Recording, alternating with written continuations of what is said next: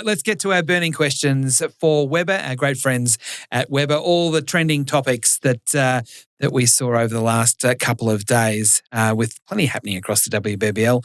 Let's get straight into it. So I'm going to ask about Annabel Sutherland, who we are going to have hopefully as one of our guests on the program in the weeks ahead.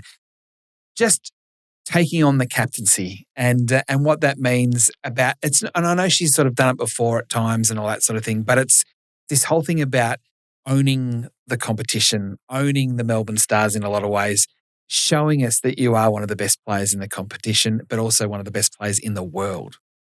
She's an unbelievable athlete, isn't she? You shouldn't necessarily have a player conversation separate to a leader conversation when you have so many of those attributes already. I think as a cricketer, let's just pause for a minute and recognise she's 24 years old. Right.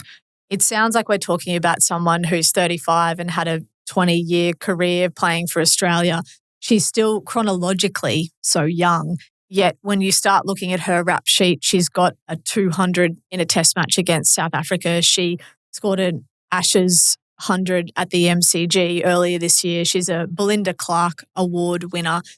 It goes on and on and on and on. She just brought up her 100th WBBL appearance as well just a couple of days ago. So there's so many things to like about her from an ability perspective. I think the leadership piece, obviously last year had an opportunity to do it, not necessarily the ideal circumstances for that to be true for her. So it's been really interesting as someone coming from outside of that bubble, watch her go about her business in terms of how she wanted to prepare for this iteration of WBBL, knowing that that was her role and that was her opportunity. And the complexity obviously sits with the fact that she's been at a World Cup trying to perform there, happens to be the leading wicket taker for Australia at that World Cup as well, whilst she's trying to do the right thing in connecting with her teammates and planning and preparing from a Stars strategy perspective. So much for her to have on her plate.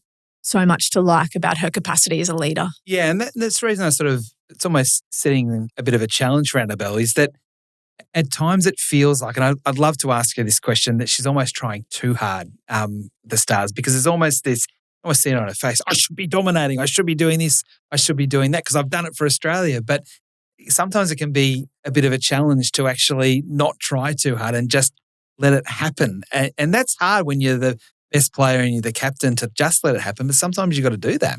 Well, talking about Ash Gardner and Phoebe Litchfield and what leadership has brought out of them, and you look at Annabel and you think, well, there is all that capacity, and I think she's so diligent with her preparation and how she approaches things, and she's a dot every I, cross every T sort of operator and making sure that no stone is left unturned. And remember us speaking with Sophie Molyneux last year, and she talked about that balance of how do I prepare myself and not be overly invested in all the things my teammates need and almost caring too much. Yep. And you sort of feel with Annabel that her challenge is going to be, yes, I need to prepare myself as best I can to perform because I am one of the best players in my team and in the country for that matter, whilst also enjoying the opportunity that she's got to lead a team that she's played in for so long from such a young age and cares so deeply about, and also to continue to grow herself because that's so important to her from a leadership perspective. She's wired to improve.